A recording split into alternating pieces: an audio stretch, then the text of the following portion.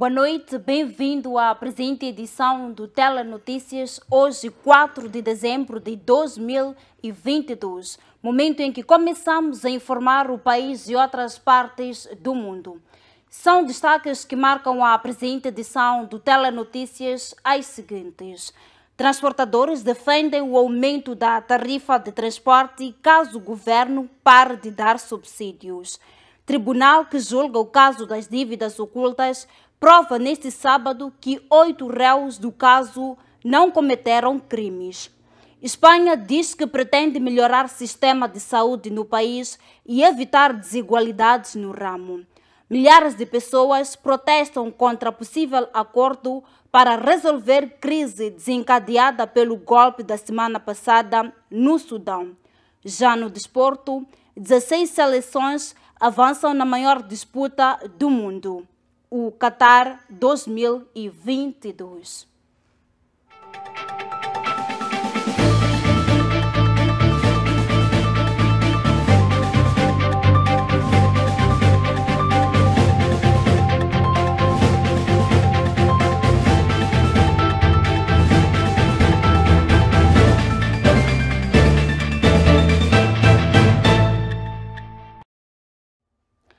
Uma vez mais, seja bem-vindo ao Telenotícias. E começamos com a notícia que dá conta que os transportadores da zona metropolitana de Maputo defendem o aumento da tarifa do transporte caso o governo pare de subsidiar os transportadores. Os posicionamentos surgem depois do ministro dos Transportes e Comunicações, Mateus Magala, anunciar que dezembro é o último mês que serão dados os subsídios aos transportadores. E esse subsídio, não importa a forma como é administrado, damos diretamente aos transportadores como uma compensação. Isso que é para permitir que os transportadores mantenham a tarifa, mas não sejam penalizados. E isso tem sido feito até hoje. Portanto, como disse, dezembro, este mês, é o último mês onde esse arranjo tinha-se feito. É reagindo a estes pronunciamentos do ministro dos Transportes e Comunicações que os transportadores mostraram sua indignação e alegam não ter recebido o subsídio. Para estes, a única solução é o aumento da tarifa. Diz que vai tirar o subsídio de transporte, terá que aumentar o transporte, porque mesmo agora estamos a sofrer. E eles ainda não tinham tirado o subsídio de transporte, não sei agora esses meses aqui se já tiraram ou não. Os patrões trataram de documentos, numa de que vão meter lá para receber um subsídio de transporte. Mas até hoje ainda? Até hoje o meu patrão ainda não disse nada se recebeu o subsídio de transporte ou não. Nós não sabemos, a decisão é com eles, só que a solução era essa aí mesmo, de aumentar o transporte, porque mesmo agora estamos a sofrer. Se terá que subir, assim não sai, as contas não saem. Não saem. Por outro lado, há quem defenda que o governo deve sim baixar o preço dos combustíveis. E nem temos subsídio, a única solução que nós queremos aqui é baixar o combustível, só o preço do combustível. Só. Porque 19 meticais, que eu vi uma lista do preço, né, dos preços de chapa. 19 meticais é muito. É muito. Só vem para furar o bolso do moçambicano mesmo. É muito esse valor, 19 meticais. Era só baixar o combustível, mais nada. De acordo com o tutelar das pastas do Ministério dos Transportes e Comunicações, o governo vai continuar a subsidiar o grupo-alvo nos passageiros, que são idosos, estudantes e os deficientes. Os munícipes nas cidades de Maputo e Matola apelam ao governo para que aumente o número dos transportes para minimizar o sofrimento por eles enfrentados nas horas de ponta. Em muitas paragens das cidades de Maputo e Matola, é frequente nas primeiras horas do dia e nas tardes ver pessoas que ficam longo período de tempo à espera do transporte, que quando chega, os passageiros são obrigados a fazer ligações por conta do encurtamento de rota. Na calada da noite, é difícil ver os autocarros, bem como os transportes semicoletivos de passageiros nas vias, fato que periga a vida das pessoas que saem tarde de vários pontos de atividades. Isso é muito crítico, muito crítico. Nosso governo não está a ajudar quanto à situação. Há alunos que saem da escola, malta, 22 horas. E às 22 não há transporte. O transporte termina às 19, 20 horas. Até 20 horas é difícil ter transporte. É preciso fazer ligações, é muito difícil. Sai daqui às 21h40 ou 21h50, vais para a Guerra Popular. Guerra Popular é só para ter transporte para Matola. São 25, 40 meticais. E nem todos vivem na Matola. Tem que fazer, eu que vou a Boane, por exemplo, tenho que fazer ligações. Chego daqui para João Mateus, pago 40 meticais. E de João Mateus só para 16, tenho que pagar 25 meticais. Imagina para quem vai à Vila de Boane. E na sua opinião, o que o governo deveria fazer para tentar minimizar a situação? Aumentar o transporte. E também aumentar a hora. Tínhamos transportes aqui até 22 horas, primeiro 22h30, mas agora já não é esse transporte. O transporte termina às 19. Isso não ajuda. Pelo menos se o governo, né, adotasse mesmo um sistema de pôr transportes para pelo menos ajudar esses mesmo que passam mal e na parte de, por exemplo, esses estudantes, não sei lá quanto. Então, para mim, estou a ver mesmo que não podia tentar encaminhar de noite, porque é muito arriscado essa cidade aqui andar de noite a pé, a uma distância. E é isso mesmo. Se o governo pudesse aumentar o transporte e ver se podia regularizar a situação. Regina, munícipe da cidade de Maputo, questionada sobre o acesso ao transporte na hora de ponta, respondeu: É muito difícil, muito difícil. Preciso talvez ter dinheiro de 3 transportes quando vai num sítio. Veja, lá não ando bem mais. Teve que eu ir para lá de novo, fazer ligações, não sei o que é. Mas, paciência. E o que o governo deveria fazer? Era aumentar os carros. Acho que os carros são pouco. Deveria aumentar. E, como forma de mitigar o sofrimento de ficar longas horas nas paragens, alguns munícipes do município da Matola, sendo um deles Jonasse, criaram grupos nas redes sociais para estarem mais informados sobre a localização dos mesmos. Para chegar a Jonasse não é muito fácil.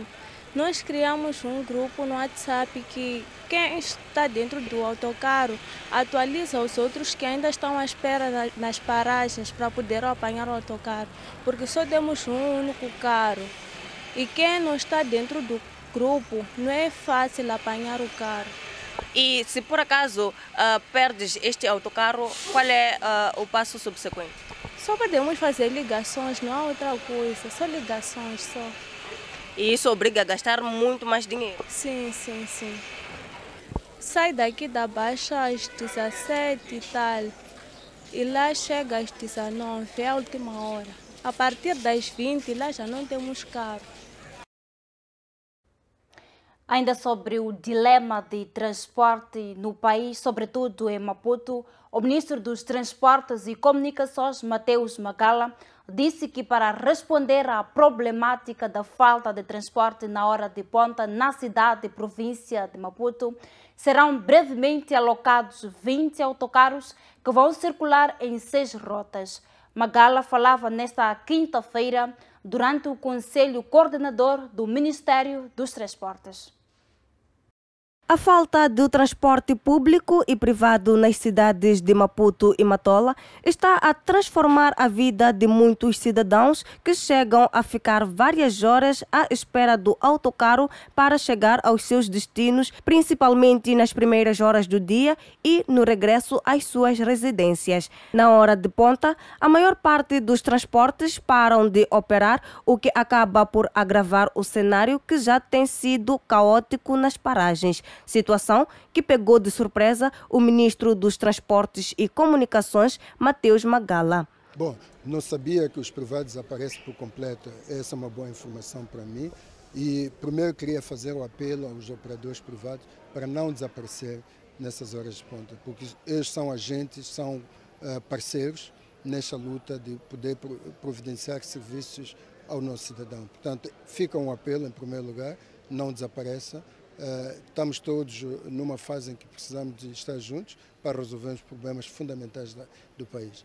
De acordo com Magala, foram definidas 6 principais rotas que servirão para o transporte noturno de passageiros e serão alocados 20 autocarros. A segunda questão é que nós estamos a procurar formas, juntamente com o setor privado e os outros setores, de minimizar esses problemas nas horas de ponta. E uma das soluções que nós vamos avançar neste momento, não é única, é que nós lançamos um concurso para operadores de autocarros articulados em certas vias, rotas vão ser 6 inicialmente, e para exatamente ver se podemos gerir as horas de ponta com mais efetividade. Vai depender, mas eu penso que inicialmente estamos a olhar para um número de 20, mas as medidas de gestão da hora de ponta vão além disso. Estamos também a discutir a questão de ajustamento de horários de funcionamento de estabelecimentos e portanto, para não todos começamos ao mesmo tempo, mas temos a oportunidade de começamos em tempos diferentes, isso também pode ser. Por sua vez, o presidente da Federação Moçambicana das Associações dos Transportadores Rodoviários, Castigo Nyamani, disse estar ciente de que os cidadãos que circulam na calada da noite têm direito ao transporte. A posição da Federação é que o transporte tem que circular até as 23 horas. Agora, existe essa reclamação que nós estamos a receber de várias fontes e estamos a trabalhar no sentido de conseguirmos controlar essa situação. Agora, temos que recordar que quando se criou a AMT, criou-se o transporte noturno. E o transporte noturno morreu de forma natural, porque acontece o seguinte: altas horas da noite há sim passageiros, mesmo que sejam 2, 3, devem encontrar transporte. Mas é aí mesmo onde os operadores também justificam que pôr o carro altas horas da noite só queima combustível. Mas estamos cientes de que aqueles poucos passageiros que saem da escola, do serviço, altas horas da noite, tem direito a ser transportado por nós. E enquanto a questão da circulação de transporte no período noturno não se resolve, os cidadãos vão vivendo o dilema de passar várias horas nas paragens ou arriscar caminhar longas distâncias no regresso às suas residências. Saindo para outras notícias, no segmento da apresentação das provas materiais do caso das dívidas não declaradas, o juiz-presidente da causa, Efigênio Batista, ilibou 8 dos 19 réus implicados no processo em causa. O quarto dia da leitura da sentença das dívidas não declaradas na tenda da BEO foi marcado por recorrentes oscilações de corrente elétrica que não impediram o juiz da causa, Efigênio Batista, de provar que os 8 réus do caso são vistos como aqueles que não cometeram crimes, apesar de terem mantido contato com alguns réus e suas contas terem recebido valores referentes à fraude, que é o caso de Cremildo Manjat, Sidônio Citoi, Anabela Buque e os funcionários da Africâmbios, Naimo Kimbini, Kissuange Pulchante e Simeone Mahumane. O fato do réu Zulficar ter levantado o dinheiro de forma fraccionada, no valor de $5.000, emitido diversos cheques a seu favor e da sua esposa, Nádia Anif Mohamed Bica, e dos seus amigos e sócios da empresa EPS Zone, empresa de prestação de serviços de Zulficar Osman Nordin, não significa que era uma forma de dissimular a utilização do dinheiro recebido ou ocultar a proveniência de tais valores. E como atrás se diz, é lógico que só esconde a origem ilícita da vantagem quem sabe que essa vantagem tem proveniência ilícita. E ficou demonstrado, supra, que ao entregar seus dados bancários ao seu sócio Osman Momad, que era amigo do réu Antônio Carlos de Rosário, o réu Zulficar não sabia nesse momento que o valor da comissão seria pago pela Privivest Shipbuilding, em benefício do réu Antônio Carlos de Rosário, muito menos que tinha sido obtido através da prática de crimes por parte deste réu. São desta sorte, disciplinas, mais considerações, para se constatar que nada se pode retirar do julgamento que incrimine também aqui o réu Zulficar Ali Ismael Momad. No mesmo dia, o juiz da causa disse que está provado que o réu Renato Matos recebeu subornos no valor de $1.668.000. Na sua qualidade de conselheiro do Presidente da República, o réu Renato Matos, em concertação com Gianni Mostani, recebeu do Grupo Invivest o valor de bens no valor global de $1.668.000 americanos. Fato também considerado provado com base na confissão do réu. Vejamos então qual é o juízo de inferência, o raciocínio lógico do tribunal, seguido com base nas regras de experiência comum, da normalidade das coisas, daquilo que é normal acontecer, que levou a dar como provado o fato provado. Mostra-se suficientemente provado que, na sua qualidade de conselheiro do Presidente da República, o réu Manuel Renato Matos, em concertação com Gianni Mostani, recebeu do Grupo Invivest bens no valor global de $1.668.000. Efigênio Batista decidiu interromper a sessão depois da leitura dos fatos não provados e marcou para segunda-feira a retoma da sentença do caso das dívidas não declaradas, apesar de anteriormente ter colocado a possibilidade de se trabalhar neste domingo. A fábrica de Confras de Moçambique doou produtos higiênicos ao Centro de Saúde 1º de junho. A doação está enquadrada nas atividades da campanha Novembro Azul, que terá terminado a 30 de novembro. Como forma de consolidar a parceria existente entre a fábrica e o Centro de Saúde, no âmbito da campanha de Novembro Azul, a fábrica de cofres procedeu nesta sexta-feira à entrega de produtos de higiene ao Centro de Saúde 1 de junho. Bom, a fábrica de cofres abraçou o Novembro Azul devido ao maior número de sexo masculino que nós temos na fábrica. Então decidimos abraçar o Novembro Azul contra o câncer da próstata e temos o Centro de Saúde 1 de junho como parceiro. É por essa razão que nós fizemos essa pequena doação ao Centro de Saúde 1 de junho. Nós decidimos oferecer a doação ao Centro de Saúde 1 de junho por ser um centro de saúde local e também um centro de saúde parceiro. Quando nós temos uma situação de um doente no hospital, na fábrica, eles aproximam-se aqui ao centro de saúde para serem atendidos. Constam dos produtos doados pela fábrica os seguintes. Nós estamos a doar produtos higiênicos de primeira necessidade, desde o papel higiênico, o sabão, os detergentes em si. O diretor do Centro de Saúde diz que os produtos irão aliviar as necessidades que o hospital enfrenta. Bom, na verdade, fizeram como é que se diz, aliviaram uma grande necessidade que temos passado ultimamente, apesar de nós termos recebido o material mensalmente, mas o material não é normal numa casa tão grande como essa ter como falta.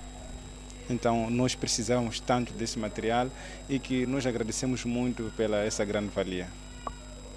O médico referiu também que o material recebido irá beneficiar cerca de 120 funcionários, para além dos pacientes que se encontram em tratamento naquele centro. Ainda nas notícias nacionais, a Embaixada da Espanha em Moçambique diz que pretende melhorar o sistema de saúde do país através da partilha de experiências. A iniciativa surge como forma de evitar as desigualdades na área da saúde entre as comunidades moçambicanas.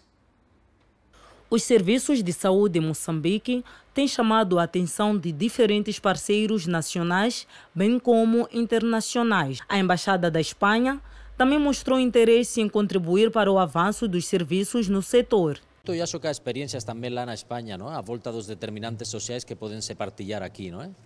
Então, ao final, trata-se de partilhar aquelas experiências que podem melhorar a saúde da população, além do que podemos fazer com o próprio sistema de saúde, não é? Que, de facto, todos nós sabemos que o sistema de saúde é muito importante, mas, afinal, é um factor mais.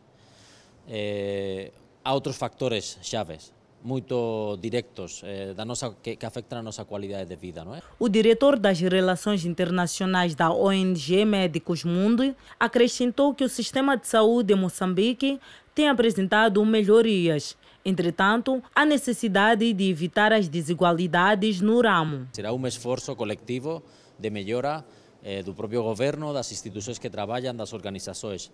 Agora bem, também é verdade que as inequidades, quer dizer, as desigualdades que há entre a saúde da população também estão a crescer. O que quer dizer que não estamos a olhar para esses factores que dependem, ao final do que falávamos, da qualidade de vida das pessoas, não? É preciso pôr, acho, mais atenção, estudar mais, ter mais dados e depois desenhar políticas que al final possam melhorar a saúde da gente de Moçambique, independentemente de se tem ou não uma unidade sanitária perto. A Embaixada da Espanha em Moçambique está no país há 30 anos e tem contribuído para o desenvolvimento de Moçambique em diferentes áreas. É momento agora de estarmos atualizados sobre a previsão meteorológica que poderá marcar as próximas 24 horas em Moçambique. E vamos neste exato momento acompanhar o tempo na zona norte do país. Pemba vai registrar uma máxima de 29 graus Celsius, mínima de 25. Lixinga, com chuva acompanhada por trovoada, vai registrar 26 de máxima, 17 de mínima. E por fim, Nampula terá 33 de máxima, 20 de mínima, também com chuva acompanhada por trovoada. Seguimos agora ao centro do país, onde Quelimane vai registrar 34 de máxima, 23 de mínima, com chuva. Tete, céu parcialmente nublado, com uma máxima de 40 graus Celsius, mínima de 23. Beira vai registrar 30 de máxima, 22 de mínima. E Chimoio vai registrar 30 de máxima, 18 de mínima, com previsão de céu parcialmente nublado. E assim, seguimos com a região sul do país, onde Inhambane vai registrar 30 de máxima, 23 de mínima, com previsão de chuva. Xai-Xai também com chuva, poderá registrar 29 de máxima, 24 de mínima. E por fim, Maputo vai registrar céu totalmente nublado, com uma máxima de 29 graus Celsius. E assim, saímos para acompanhar uma curta pausa. Voltamos em breve com mais atualizações sobre Moçambique e mundo. Até já.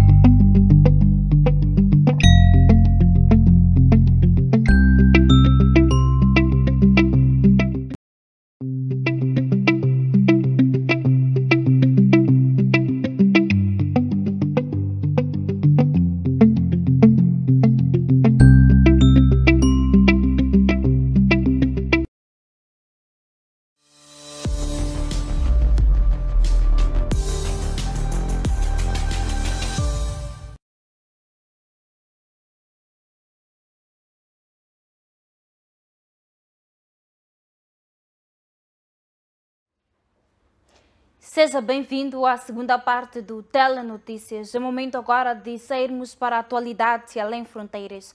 Milhares de manifestantes se reuniram nas ruas da capital do Sudão, em Khartoum, no sábado contra os esforços da ONU para resolver a crise desencadeada pelo golpe do ano passado.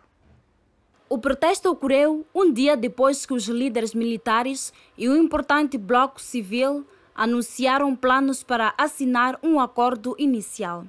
O próximo acordo, na minha opinião, é um acordo duplo entre um pequeno grupo que não representa todo o povo sudanês e os militares. O Sudão tem problemas desde 1956 e as negociações devem envolver todo o povo do Sudão, afirmou o manifestante Mohamed Hazabo. A assinatura do acordo com o grupo laico não representa o povo sudanês, como não aceitamos o laicismo e não aceitamos uma proposta laica. Somos um povo muçulmano e queremos que a nossa Constituição seja baseada no livro Alcorão, disse outro manifestante. A turbulência política tomou conta do Sudão desde que o chefe do exército Abdel Fattah liderou um golpe militar em outubro de 2021, atrapalhando uma frágil transição para o governo civil instalada após a derrubada em 2019 do autocrata islâmico de longa data Omar al-Bashir. De África, saímos agora para o continente europeu. O presidente da Bielorrússia, Alexander Lukashenko, recebeu este sábado em Minsk Sergei Shoigu, ministro russo da Defesa. O encontro, segundo noticiaram os mídias locais, serviu para discutir o estado das operações da Rússia na Ucrânia. Apesar de Lukashenko continuar a afirmar que o exército bielorrusso não vai entrar na guerra, os dois países mantêm uma cooperação militar e os rumores de uma possível entrada oficial da Bielorrússia no conflito começaram a ganhar força. Moscou faz questão de mostrar o poderio militar e divulgou imagens do que diz serem cidadãos mobilizados e devidamente equipados a partir para a frente de combate. Os números apresentados pela defesa russa apontam para 300 mil pessoas convocadas desde 21 de setembro. Entre avanços e recuos, a Rússia voltou a intensificar a ofensiva no leste da Ucrânia. O Ministério da Defesa do Reino Unido acusa a Rússia de querer cercar Bakhmut de forma a facilitar os ataques a Kramatorsk, a poucos quilômetros, e a tomar a região de Donetsk. A violência dos combates tem escalado na cidade e o hospital local não tem mãos a medir para dar resposta aos feridos que chegam. Ainda na atualidade internacional, a União Europeia, a Austrália e G7, o grupo dos 7 países mais industrializados do mundo, concordaram esta sexta-feira com a adoção de um teto máximo de $60 por barril. Além deste limite, as empresas estão proibidas de fornecer serviços que assegurem o transporte marítimo do petróleo bruto. Um mecanismo que procura travar o esforço de guerra de Moscovo deverá entrar em vigor esta semana, mas a medida também desiludiu Kiev por considerá-la insuficiente. Através de um vídeo, o presidente ucraniano Volodymyr Zelensky disse que a limitação do preço de exportação do petróleo russo terminou sem uma decisão séria. Zelensky, que propõe um teto máximo de $30 por barril, afirmou que o valor decidido é bastante confortável para o orçamento de um Estado terrorista.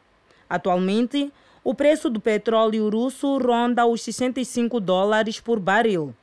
Numa primeira reação, citada pelas agências russas, o porta-voz do Kremlin, Dmitry Peskov, afirmou que a Rússia está preparada para as restrições que vão entrar em vigor. De acordo com o jornal Financial Times, Moscou ter-se-á antecipado e comprado à Venezuela e ao Irão uma frota sombra de uma centena de navios para continuar a transportar petróleo bruto para países como a Índia, a China ou a Turquia. A Suíça já congelou cerca de 7,5 mil milhões de francos suíços de fundos russos, o equivalente a 7,6 mil milhões de euros, desde a invasão da Ucrânia em fevereiro e o início das sanções ocidentais. Haverá mais de 46 mil milhões de francos suíços pertencentes a russos nos bancos helvéticos.